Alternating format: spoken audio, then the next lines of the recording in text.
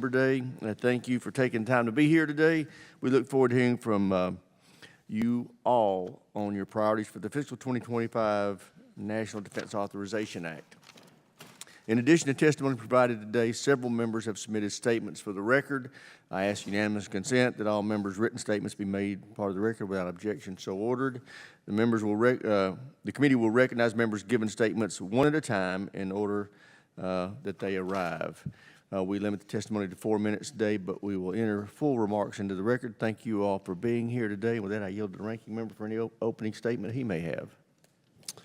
Just I thank the members for coming. This process of the NDAA and the Armed Services Committee is for the whole House. So we work with members, regardless if you're on the committee or not. We understand you have equities, interests in our national security and oversight of DoD, and we always look forward to getting those contributions and incorporating them into the product. So look forward to hearing your ideas, and with that, I'll yield back to the chair. Thank the ranking member. Chair will now recognize our first witness, Mr. Moore of Utah. You're recognized. Thank you, Mr. Chairman. To both of you, it is excellent and a great experience to be back in your committee room today. Many good experiences here, and I appreciate the work that you all do as you navigate tumultuous waters and continue to find a way to build our armed services. Sincerely, both when I was on committee as off, still just as dedicated to serving that same cause. So sincerely, thank you for what you do. As a former member of this committee, I'm honored to have the opportunity to testify on this year's defense priorities for the 1st District of Utah and the over 28,000 uniformed and civilian airmen and workers of Hill Air Force Base whom I represent in Congress. Because it has the rare privilege of being both an operational active duty installation with combat-ready F-35 aircraft while also hosting a major civilian workforce, Hill Air Force Base serves multiple mission sets that will be crucial to the warfighter during a potential peer conflict scenario in the Indo-Pacific. As more F-35s become operational, opening more hangar space in the Ogden Air Logistics Complex at Hill to maintain these fighters will be critical to the future of U.S. air superiority. However, critical resources, technical expertise, and man-hours are pulled away from the F-35 program every day to maintain legacy aircraft, such as the A-10, that do not fit modern-day operational relevance. I've worked with committee members and staff on base text language that would require the Air Force to go through an annual briefing exercise to determine where A-10 divestiture delays are occurring, their strategy for maintaining an aggressive timeline, and how to transition civilian maintainers towards the F-35 program. However, organic depot performance is also driven by access to talent. I'm deeply concerned about the DoD's inability to hire qualified and skilled military members shortly after they retire and how this impacts the overall readiness of our armed forces. I've supported language both on and off the Armed Services Committee that would repeal the existing 180-day waiting period that a military retiree must complete until he or she can enter a civilian job at the DoD. And today, I'd like to again emphasize how important this change is as this committee drafts and considers our next NDAA. At a time when our depots, arsenals, shipyards struggle to keep up with the brutally competitive hiring environments for the private sector, the federal government needs access to candidates who possess active security clearances and the specialized skills required to support our national security priorities. Hill Air Force Base in all of Utah is honored to be the home of the 388th Fighter Wing, the Air Force's first combat-coded 5th-generation fighter unit. When I speak to the leadership at Hill, they remind me that F-35 aircraft have not consistently been accompanied by equally modern 5th-generation weaponry and sensory equipment, which could gravely impact national security in a conflict scenario. I look forward to working with members of this committee to include the language in the NDAA that would require Air Force to develop an annual service-wide planning initiative to quickly implement 5th-generation weapons into the F-35 program and a strategy for any needed policy changes to accomplish this. Additionally, Hill Air Force Base and surrounding defense partners are rightfully proud of their work developing the LGM 35A Sentinel program, which will replace our aging Minuteman III intercontinental ballistic missiles and bring nearly 4,000 jobs to northern Utah. Utahns know that the foundation of strategic deterrence and the protection of the American homeland is a credible nuclear force, which is why supporting the Sentinel program remains so crucial given the unstable geopolitical environment we find ourselves in today. I remain a steadfast advocate for the program and look forward to working with committee members to ensure its delivery. Lastly, I would be remiss not to mention the major quality of life challenges currently facing military service members in my district. Fueled by pandemic population shifts and DoD programs at Hill, housing costs in northern Utah have exploded, rising by 27% in 2021 alone. At the same time, MilCon backlog and military dormitory crisis remains a preeminent issue, meaning that lower enlisted airmen are being forced off base to seek housing they cannot afford. I've worked with committee members to craft language requiring Comptroller General of the United States to access alternate locality pay formulations and more appropriately reflect changes cost of living, cost of housing, and other factors impacting civilian and uniformed service members to the Department of Defense and the VA. Thank you again for this opportunity to testify. I look forward to working with your teams as securing these priorities in this year's NDAA. Thank you. Thank you, Mr. Moore. Mr. Stanton, you're recognized. Thank you very much, Mr. Chairman, Chairman Rogers, Ranking Member Smith, members of this committee. Thank you so much for the opportunity to testify today about my priorities and concerns as the representative of Arizona's 4th Congressional District. As you work on crafting this year's NDAA, I ask you to keep in mind the issues that will have an impact on those constituents. Our defense sector is a huge source of pride in Arizona. We play a vital role in the national security for all Americans. Arizona has experts in innovation, technology, manufacturing, and the defense industry supplies a great number of jobs for my district and state. Overall, the defense industry has an economic impact of $19 billion, equating to 80,000 jobs. So I ask you to continue to invest in these innovative technologies and production manufacturing. One of my top priorities before this committee is to finally bring justice to Arizona's downwinders. Downwinders is a term for people who were downwind of radioactive pollution from more than 200 weapons tests done in Arizona between 1945 and 1962. My bill, H.R. 4754, the Downwinders Parity Act, would extend the Radiation Exposure Compensation Act to communities in northern Arizona and southern Nevada who are exposed to cancer-causing radiation from atomic weapons testing. We, as partners in the federal government, have a responsibility to make amends to downwinders and miners who are exposed to radiation, but I am profoundly disappointed that the bipartisan effort to extend RECA and expand it to Arizona's was stripped from the final NDAA bill last year, and I implore HASC to include RECA as part of this year's NDAA and welcome the opportunity to support Representatives Vasquez and Moylan in their efforts on this committee. Radioactive fallout doesn't adhere to state boundaries. It is imperative that we expand eligibility to all impacted parties, and I hope the expansion will be included in this year's bill. As the committee knows, Arizona is getting warmer. Last year, the state's capital of Phoenix had 133 days with temperatures at or above 100 degrees. That is harmful to anyone, but those on our military installations can face even higher levels of danger. The Marine Corps Station in Yuma, Arizona, right on the border, is one of the country's hottest military bases.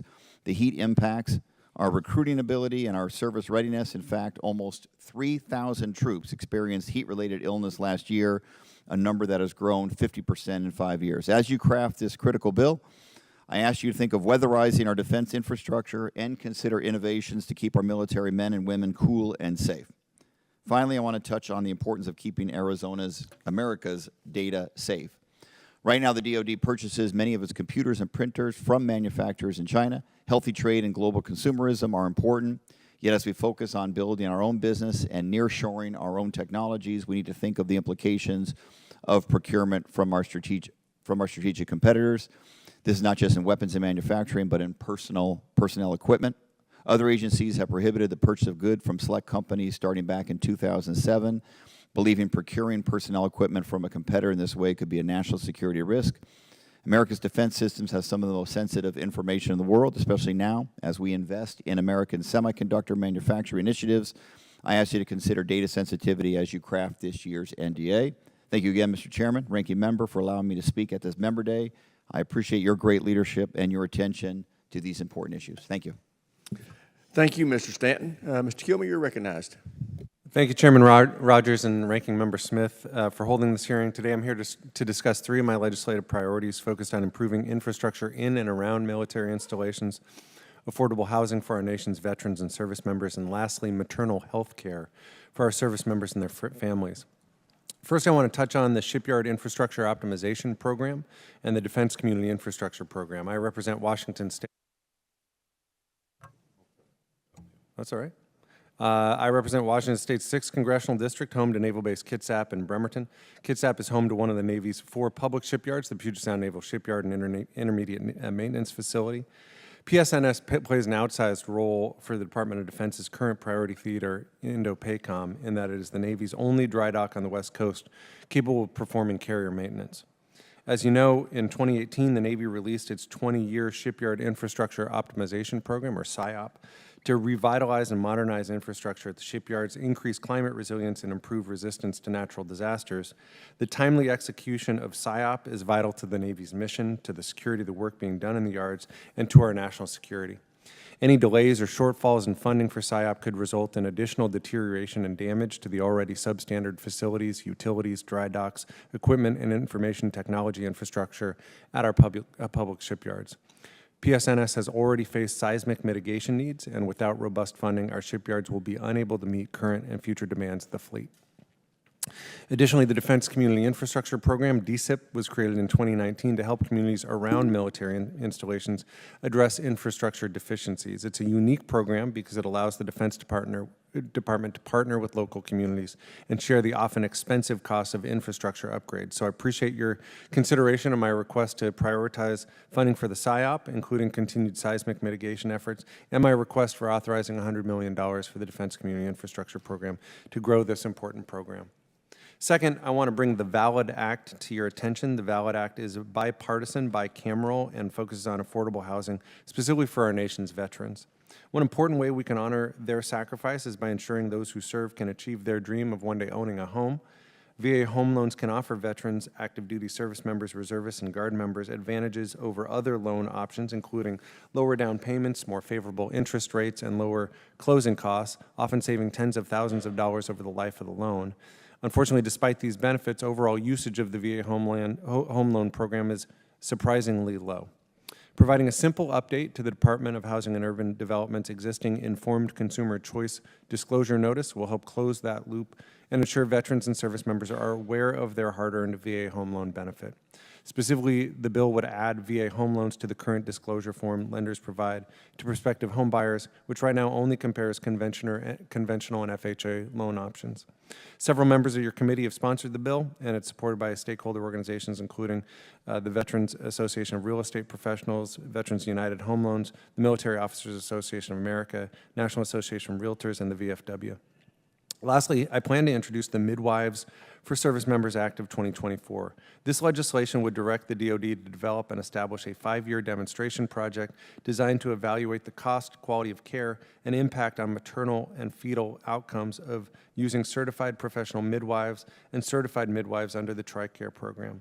Like the doula and lactation counselors pilot program in the fiscal year 2021 NDAA, this bill aims to expand healthcare access, which is becoming including in districts like mine, which is becoming a maternity care desert after the labor and delivery unit at Naval Hospital Bremerton closed. We need to expand and increase the quality of and access to maternal care nationwide. So thank you for your time. Thank you for your leadership on these issues. I look forward to working with you to move these critical pieces of legislation forward, and I yield back. Thank you. Thank you, Mr. Kilmer. Mr. McGovern, you're recognized. Thank you very much, Chairman Rogers and Ranking Member Smith, for giving me the opportunity to talk to you about one of my priorities for the FY 2025 National Defense Authorization Act.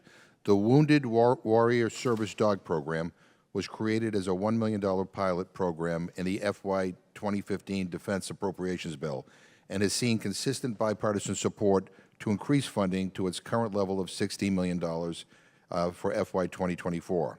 I want to thank this committee for recognizing the success of the program in 2020 by including the amendment that I filed with the late Representative Jackie Walorski and a bipartisan en bloc amendment, which established the Wounded Warrior Service Dog Program as a program of record in the FY 2021 NDAA. Regrettably, the program shifted its primary purpose in 2023. It's no longer a competitive grant program that provides resources for nonprofits to increase capacity to raise, train, and place service dogs with eligible veterans and service members. Instead, the primary goal now is to research standards for raising service dogs. The new guidelines for organizations applying for funding do not even consider if the award would increase capacity to place service dogs with veterans. As you well know, so many of our service members and veterans return home from the battlefield suffering from post-traumatic stress, traumatic brain injury, and other mental and physical disabilities. Over the past decade, I've had the opportunity to spend time at the National Education for Assistant Dog Services, or NEADS, which is located in Princeton, Massachusetts. Like similar nonprofits, NEADS customizes each dog's training to serve its future owner. Dogs can be trained to retrieve medicine from a refrigerator, turn the lights on, and scan an empty house before the owner enters, guard an owner's back in a public setting, and even wake up an owner from a nightmare. I've had countless conversations with constituents and other veterans around the country who tell me that having a service dog on their support team has saved their lives. They tell me about how it helped them reintegrate into the social framework of their families and communities, and often reduces their reliance on prescription drugs. So today I'm here to ask the committee to include the text of the bipartisan amendment I submitted last year with Representatives Fitzpatrick, LaLota, D'Esposito, and Garbarino, that was included in the House-passed 2024 NDAA, which would clarify the congressional intent of establishing the Wounded Warrior Service Dog Program. Rather than repurposing these resources, let's get back to supporting these highly technical nonprofits so they can continue to do what they do best, help our veterans. So again, thank you, Chairman Rogers and Ranking Member Smith, for your attention. Thank you, Mr. McGovern. Mr. James, you're recognized. Thank you, Chairman Rogers. I appreciate your time and this opportunity to address you. As I did last year, I'm here again to advocate for Selfridge Air National Guard Base. Selfridge is home to the 127th Wing, houses the A-10s and the KC-135 tankers, with both missions being divested in 2027 and 2029, respectively. We welcome a new KC-46 Alpha mission that will come in a few years, but Selfridge is a fighter base. It has been for over a century. Selfridge, the jewel of Southeast Michigan, is located next to Lake St. Clair and in the Great Lakes region, a northern border that provides critical security not just to the United States, but our allies to the north. It is most critical that the assets, our most critical assets, the men and women on the ground, are protected. This great wing includes 6 weapons school graduates, Top Gun equivalent for the Air Force, and many other pilots, maintainers, and hundreds of jobs in the area, on the base, and in the region that would be lost if we do not replace our fighter mission.